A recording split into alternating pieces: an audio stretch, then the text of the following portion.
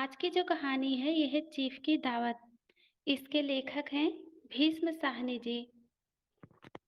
साहनी जी का जन्म 8 अगस्त 1915 ईस्वी को रावलपिंडी में हुआ था।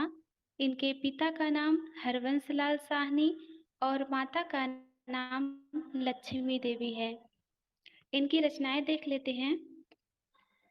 कहानी संग्रह है भाग्य रेखा, पहला पाठ, पटरियां, अहम ब्रह्मास्मि, अमृतसर आ गया है, चीफ की दावत और निशाचर। उपन्यास हैं झरोखा, कड़ियाँ, वसंती, मैया दास की माड़ी, कुंतो, नीलू नीलिमा नीलूफर। नाटक है हानूस, माधवी, मुआवजे, कबीरा खड़ा बाजार में, रंग दे बसंती चोला और आलमगीर। साहनी जी की आत्मकथा का नाम है आज के अतीत।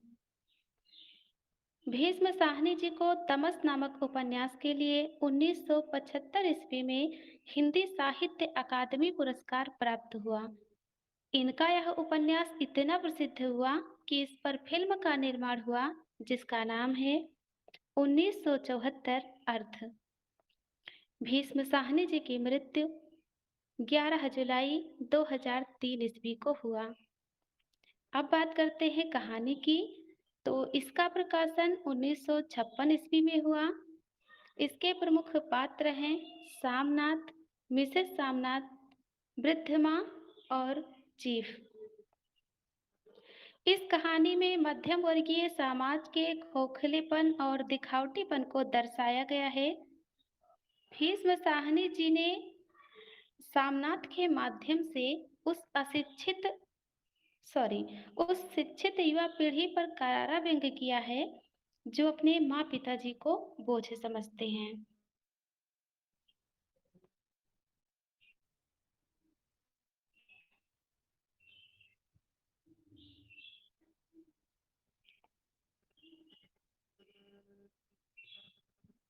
आज मिस्टर सामनाथ के घर चीफ की दावत थी। सामनाथ और उनकी धर्मपत्नी को पसीना पोंछने की फुर्सत न थी। पत्नी ड्रेसिंग गाउन पहने, उलझे हुए बालों का जूड़ा बनाए, मुंह पर फैली सुर्खी और पाउडर को मले, और मिस्टर सामनाथ सिगरेट पर सिगरेट फूंकते हुए चीजों की फेहरिस्त हाथ में थामे एक कमरे से दूसरे कमरे में आ जा रहे थे। आखिर 5 बजते बजते तैयारी मुकम्मल होने लगी। कुर्सियां, मेज, टिपाइयां, नैपकिन, फूल सब बरामदे में पहुंच गए। ड्रिंक का इंतजाम बैठक में कर दिया गया। अब घर का फालतू सामान अलमारियों के पीछे और पलकों के नीचे छिपाया जाने लगा। तभी सामनाथ के सामने सहसा एक अड़चन खड़ी हो गई। माँ का क्या होगा? इस बात की ओर न उनका और न उनकी कुशल गृहिणी का ध्यान गया था। मिस्टर सामनाथ श्रीमती की ओर घूमकर अंग्रेजी में बोले, माँ का क्या होगा? श्रीमती काम करते करते ठहर गई और थोड़ी देर तक सोचने के बाद बोली, इन्हें पिछवाड़े इनकी सहेली के घर भेज दो। रात भर बेशक वहीं रहें, कल आ जाएं। सामनाथ सिगरेट मुंह में रखे बुरी आंखों से श्रीमती के चेहरे की ओर देखते हुए पल भर सोचते रहे, फिर सिर हिलाकर बोली, नहीं, मैं नहीं चाहता कि उस बुढ़िया का आना जाना यहाँ फिर से शुरू हो। पहले ही बड़ी मुश्किल से बंद किया था। माँ से कहें कि जल्दी ही खाना खा के शाम को अपनी कोठरी में चली जाएं। मेहमान कहीं 8 बजे आएंगे, इससे पहले ही अपने काम से निबट लें।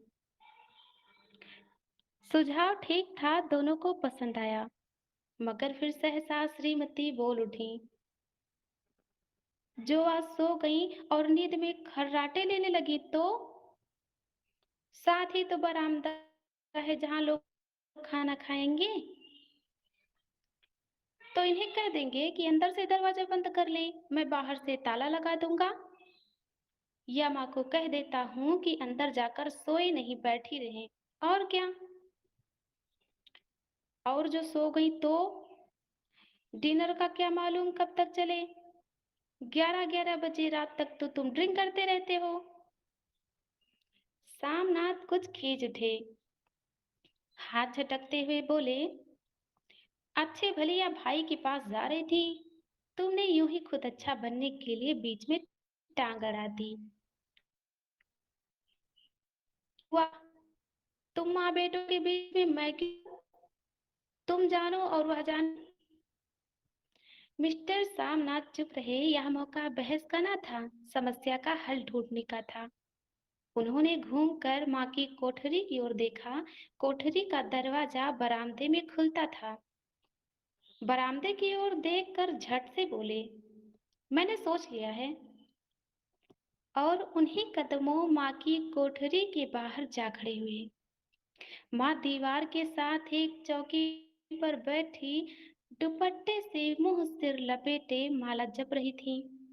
सुबह से तैयारी होती देखते हुए माँ का भी दिल धड़क रहा था। बेटे के दफ्तर का बड़ा साहब घर पर आ रहा था, सारा काम सुबीते से चल जाए। माँ, आज तुम खाना जल्दी खा लेना, मेहमान लोग 7:30 बजे आ जाएंगे। माँ ने धीरे से मुंह पर से दुपट्टा हटाया और बेटे को देखते हुए कहा, आज मुझे खाना नहीं खाना है बेटा। तुम तो जानते हो, मांस मछली बने तो मैं कुछ नहीं खाती। जैसे भी हो अपने काम से जल्दी निपट लेना। अच्छा बेटा। और माँ, हम लोग पहले बैठक में बैठेंगे, उतनी देर तुम यहाँ बरामदे में बैठना, और जब हम यहाँ आ जाएं तो तुम गुसल खाने के रास्ते बैठक में चली जाना। माँ आवाक बेटे का चेहरा देखने लगी, फिर धीरे से बोली, अच्छा बेटा। और माँ, आज जल्दी सो नहीं जाना, तुम्हारे खर्राटों की आवाज दूर तक जाती है। माँ लज्जित सी आवाज में बोली, क्या करूं बेटा, मेरे बस की बात नहीं है। जब से बीमारी से उठी हूँ, नाक से सांस नहीं ले सकती। मिस्टर सामनाथ ने इंतजाम तो कर दिया, फिर भी उनकी उधेड़बुन खत्म नहीं हुई। जो चीफ अचानक इधर आ निकला तो 8-10 मेहमान होंगे, देसी अफसर, उनकी स्त्रियां होंगी। कोई भी गुसल खाने की तरफ जा सकता है। क्षोभ और क्रोध में वह झुंझलाने लगे। एक कुर्सी को उठाकर बरामदे में कोठरी के बाहर रखते हुए बोले, आओ माँ, इस पर जरा बैठो तो। माँ माला संभालती पल्ला ठीक करती उठी और धीरे से कुर्सी पर आकर बैठ गई। यूं नहीं माँ, टांगे ऊपर चढ़ाकर नहीं बैठते, यह खाट नहीं है। माँ ने टांगे नीचे उतार ली। और खुदा के वास्ते नंगे पांव नहीं घूमना, ना ही वह खड़ाऊं पहनकर सामने आना। किसी दिन तुम्हारी यह खड़ाऊं उठाकर मैं बाहर फेंक दूंगा। माँ चुप रही। कपड़े कौन सी पहनोगी माँ? जो है वही पहनूंगी बेटा, जो कहो पहन लूं। मिस्टर सामनाथ सिगरेट मुंह में रखे फिर अधकुली आंखों से माँ की ओर देखने लगे और माँ के कपड़ों की सोचने लगे। सामनाथ हर बात में तरतीब चाहते हैं। घर का सब संचालन उनके अपने हाथ में था। खूंटियां कमरों में कहाँ लगाई जाएं, बिस्तर कहाँ बिछे, किस रंग के पर्दे लगाए जाएं, श्रीमती कौन सी साड़ी पहने, मेज किस साइज की हो। सामनाथ को चिंता थी कि अगर चीफ का साक्षात माँ से हो गया तो कहीं लज्जित नहीं होना पड़े। माँ को सिर से पांव तक देखते हुए बोले, तुम सफेद कमीज और सफेद सलवार पहन लो। माँ, पहन के आओ, जरा देखूं। माँ धीरे से उठी और अपनी कोठरी में कपड़े पहनने चली गई। यह माँ का झमेला ही रहेगा। उन्होंने फिर अंग्रेजी में अपनी स्त्री से कहा, कोई ढंग की बात हो तो कोई कहे। अगर कोई उल्टी सीधी बात हो गई, चीफ को बुरा लगा तो सारा मजा जाता रहेगा। माँ सफेद कमीज और सफेद सलवार पहनकर बाहर निकली। छोटा सा कद, सफेद कपड़ों में लिपटा, छोटा सा सूखा हुआ, केवल सिर के आधे झड़े हुए बाल पल्ले की ओट में छिप पाए थे। पहले से कुछ कम ही कुरूप नजर आ रही थी। चलो ठीक है, कोई चूड़ियां उड़ियां हो तो वह भी पहन लो, कोई हर्ज नहीं है।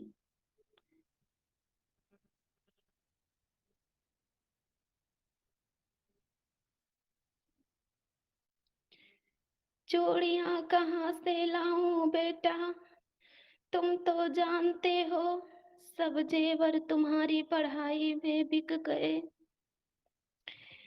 यह वाक्य सामनाथ को तीर की तरह लगा।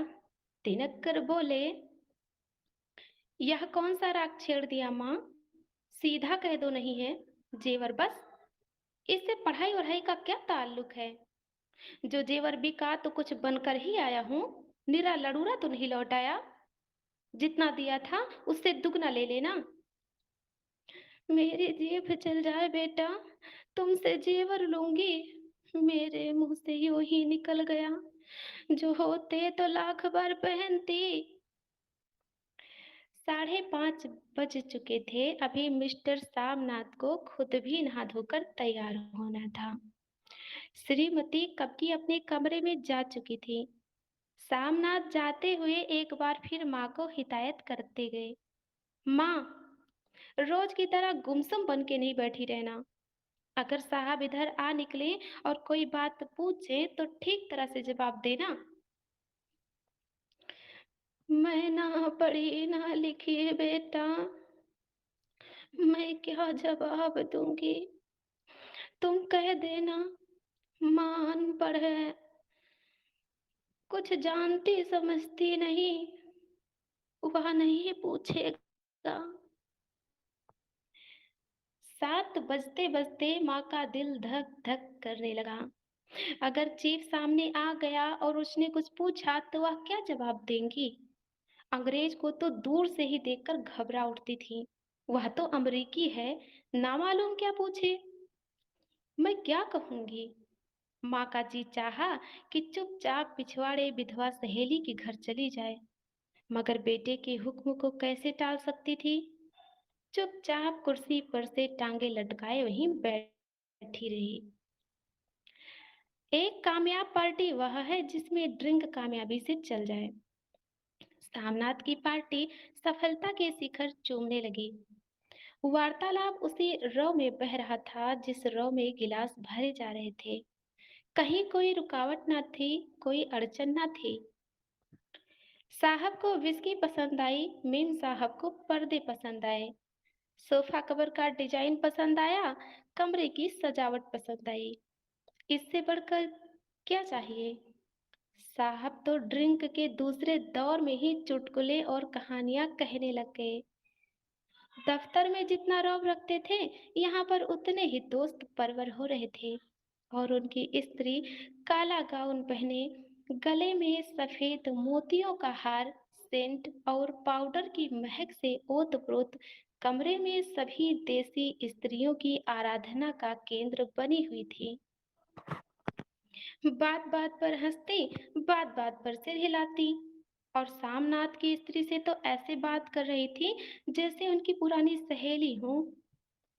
और इसी रो में पीते पिलाते 10:30 बज गए।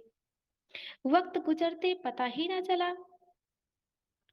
आखिर सब लोग अपने अपने गिलासों में से आखिरी घूंट पीकर खाना खाने के लिए उठे और बैठक से बाहर निकले। आगे आगे सामनाथ रास्ता दिखाते हुए और पीछे चीफ और दूसरे मेहमान बरामदे में पहुंचते ही सामनाथ सहसा ठिठक गए। जो दृश्य उन्होंने देखा उससे उनकी टांगें लड़खड़ा गईं और क्षण भर सारा नशा हिरन होने लगा। बरामदे में ऐन कोठरी के बाहर माँ अपनी कुर्सी पर ज्यों की त्यों बैठी थीं, मगर दोनों पांव कुर्सी की सीट पर रखे हुए और सिर दाएं से बाएं और बाएं से दाएं झूल रहा था और मुंह पर से लगातार गहरे खर्राटे की आवाजें आ रही थीं। जब सिर कुछ देर के लिए टेढ़ा होकर एक तरफ को थम जाता तो खर्राटे और भी गहरे हो उठते और फिर उस झटके से नींद टूटती तो सिर फिर दाएं से बाएं झूलने लगता।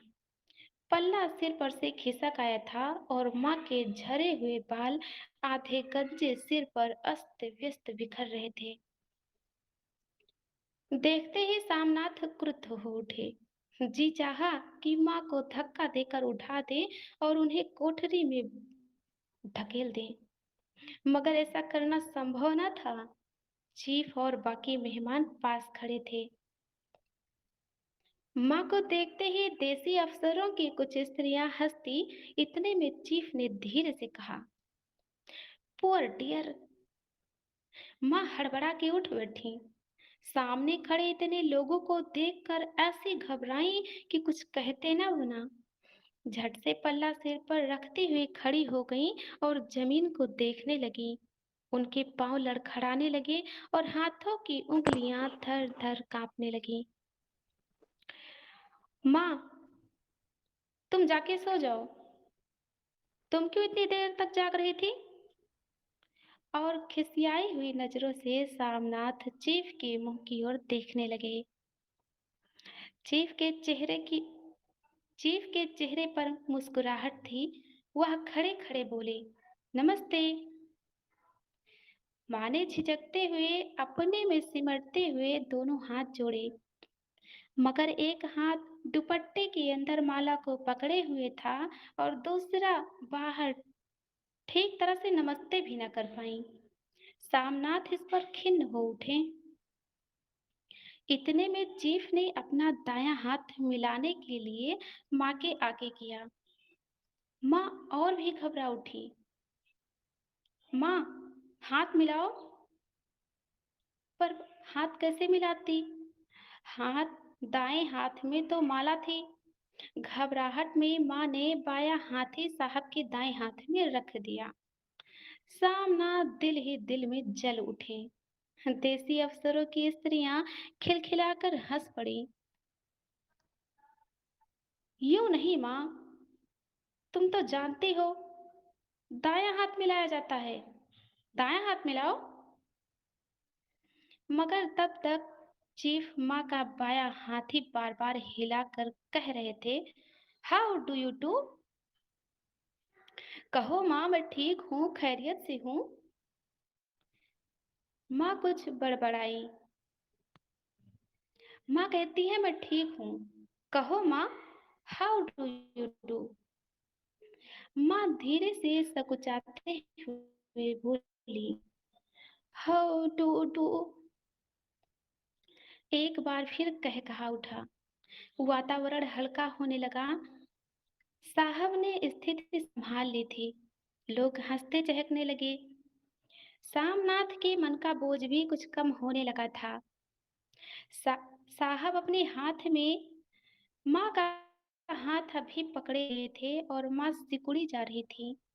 साहब के मुंह से शराब की बू आ रही थी। सामनाथ अंग्रेजी में बोले, मेरी माँ गांव की रहने वाली हैं, उम्र भर गांव में रही हैं, इसलिए आप आपसे लजाती हैं। साहब इस पर खुश नजर आए। बोले, सच? मुझे गांव के लोग बहुत पसंद हैं।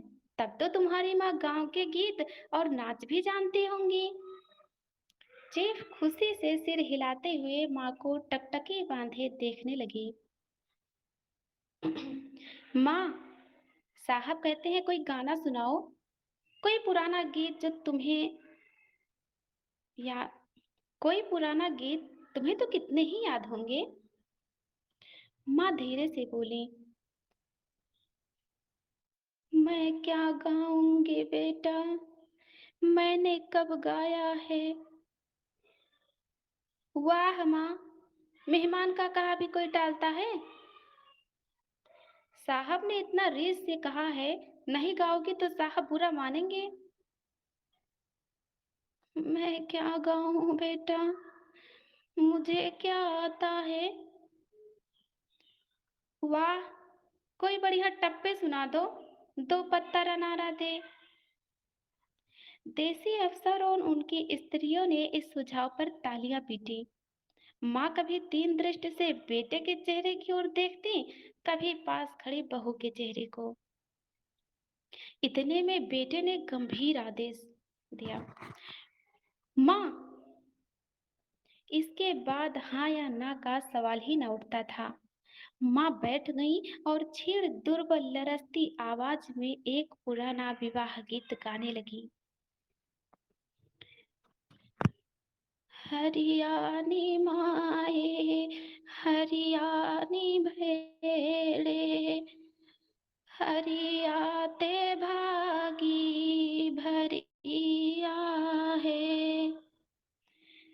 देसी स्त्रियां खिलखिला के हंस उठी। तीन पंक्तियां गाकर माँ चुप हो गई। बरामदा तालियों से गूंज उठा। साहब तालियां पीटना बंद ही ना करते थे। सामनाथ की खीज प्रसन्नता और गर्व में बदल उठी। माँ ने पार्टी में नया रंग भर दिया था। तालियां थमने पर साहब बोले, पंजाब के गांव की दस्तकारी क्या है। सामनाथ खुशी में झूम उठे, बोले, ओ बहुत कुछ साहब। मैं आपको एक सेट उन चीजों की भेंट करूंगा, आप उन्हें देखकर खुश होंगे। मगर साहब ने सिर हिलाकर अंग्रेजी में फिर पूछा, नहीं, मैं दुकानों की चीज नहीं मांगता। पंजाबियों के घरों में क्या बनता है, औरतें खुद क्या बनाती हैं। सामनाथ कुछ सोचते हुए बोले, लड़कियां गुड़िया बनाती हैं और फुलकारियां बनाती हैं। फुलकारी क्या। सामनाथ सामनाथ फुलकारी का मतलब समझाने की असफल चेष्टा करने के बाद माँ से बोले, क्यों माँ, कोई पुरानी फुलकारी घर में है। माँ चुपचाप अंदर चली गई और अपनी पुरानी फुलकारी उठा लाई। साहब ने बड़ी रुचि से फुलकारी देखने लगे। पुरानी फुलकारी थी, जगह जगह से उसके तागे टूट रहे थे और कपड़ा फटने लगा था। साहब की रुचि को देखकर सामनाथ बोले, यह फटी हुई है साहब, मैं को कोई नया बनवा दूंगा। माँ, बना देंगी। क्यों माँ, साहब को फुलकारी बहुत पसंद है, इन्हें एक ऐसी ही फुलकारी बना दोगी ना। माँ चुप रही, फिर डरते डरते धीरे से बोली, मेरी नजर, अब मेरी नजर कहाँ है बेटा, बूढ़ी आंखें क्या देखेंगी। मगर माँ का वाक्य बीच में तोड़ते हुए सामनाथ साहब को बोले, वह जरूर बना देंगी, आप उसे देखकर खुश होंगे। साहब ने सिर हिलाया, धन्यवाद किया और हल्के हल्के झूमते हुए खाने की मेज की ओर बढ़ गए। बाकी मेहमान भी उनके पीछे पीछे हो लिए। जब मेहमान बैठ गए और माँ पर से सबकी आंखें हट गई तो माँ धीरे से कुर्सी पर से उठी और सबसे नजरें बचाती हुई अपनी कोठरी में चली गईं। मगर कोठरी में बैठने की देर थी कि आंखों में छल छल आंसू बहने लगा। वह दुपट्टे से बार बार उन्हें पोंछती, पर वह बार बार उमड़ आते, जैसे बार बरसों का बांध तोड़कर उमड़ आए हों। माँ ने बहुतेरा दिल को समझाया, हाथ जोड़े, भगवान का नाम लिया, बेटे की चिराग होने की घटना बार बार आंखें बंद की। बरसात के अंदर जैसे नहीं आते थे। आधी रात का वक्त होगा, मेहमान खाना खाकर एक कर जा चुके थे। माँ दीवार से सट कर बैठी, आंखें फाड़े दीवार को देखे जा रही थी। घर का वातावरण में तनाव ढीला पड़ चुका था। मोहल्ले की निस्तब्धता सामनाथ के घर में छा चुकी थी। केवल रसोई में प्लेटों की खनकने की आवाज आ रही थी। तभी सहसा माँ की कोठरी का दरवाजा जोर से खटकने लगा। माँ, दरवाजा खोलो। माँ का दिल बैठ गया। हड़बड़ाकर उठ बैठी। क्या मुझसे कोई भूल हो गई? माँ कितनी देर से अपने आप को कोस रही थी। क्यों उन्हें नींद आ गई? क्यों वह ऊँघने लगी? क्या बेटे ने अभी तक क्षमा नहीं किया? माँ उठी और कांपते हुए हाथों से दरवाजा खोल दिया। दरवाजे खुलते ही सामनाथ झूमते हुए आगे बढ़ाए और माँ को आलिंगन में भर लिया।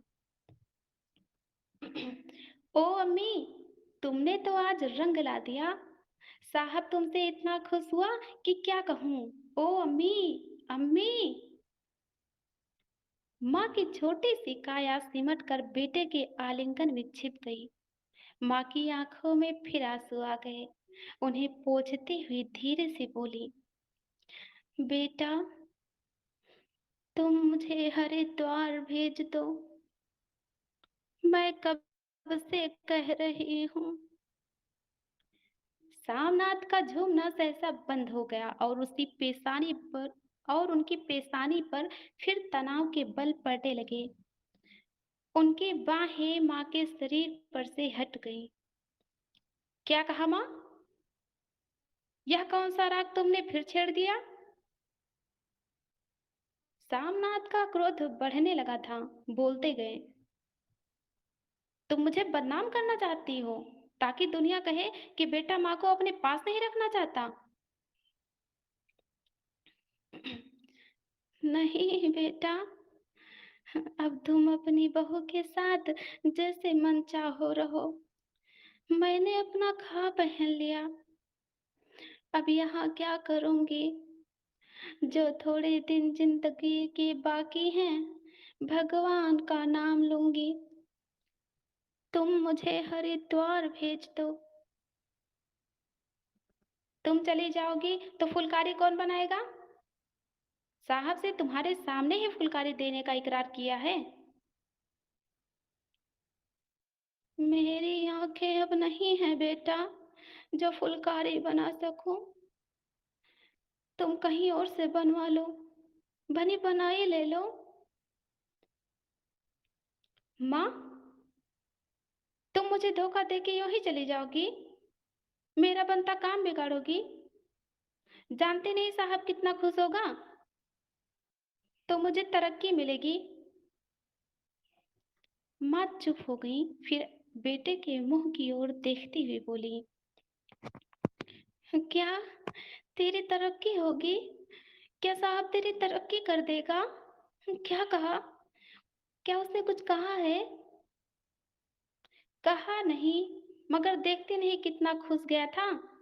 कहता था कि जब तेरी माँ फुलकारी बनाना शुरू करेंगी तो मैं देखने आऊंगा कि कैसे बनती है। जो साहब खुश हो गया तो मुझे इससे बड़ी नौकरी मिल सकती है और मैं बड़ा अफसर बन सकता हूँ। माँ के चेहरे का रंग बदलने लगा। धीरे धीरे उनका झुर्रियों भरा मुंह खिलने लगा और आंखों में हल्की हल्की चमक आने लगी।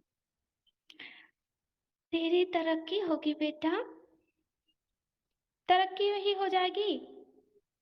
साहब को खुश करूंगा तो कुछ करेगा, वरना उसकी खिदमत करने वाले और थोड़े हैं। तो मैं बना दूंगी बेटा, जैसे बन पड़ेगा बना दूंगी।